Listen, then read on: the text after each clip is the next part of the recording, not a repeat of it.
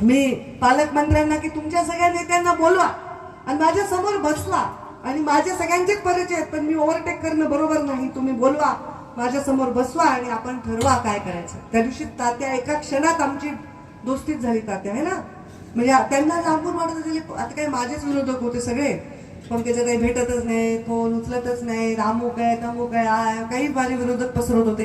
दुसरं काय पसरवणार, भेटलो एक प्रोजेक्ट उधर मी डालो, झालं माझ्या बीड जिल्ह्याचं कल्याण. मला काय करायचंय, मला काय आता कुणी म्हणते ताई मंत्री होतील वगैरे, पुन्हा मीडियाला लगेच पोटात काहीतरी दुखायला लागतं की लगेच पंकजाताईला स्वप्न, पंकजाताईला वेद. बाबांनो, ते तसलं मी 10 वर्ष काढले. मला काही वेद आणि स्वप्न नाही. मी फक्त एकच माझी इच्छा आहे की प्रधानमंत्री मोदी हे होणारच आहेत तिसऱ्यांदा. त्या सभागृहात जायचंय आणि ते हट्टाने करून आणायचं आहे. मी हट्टाने ते करून आणणार आहे.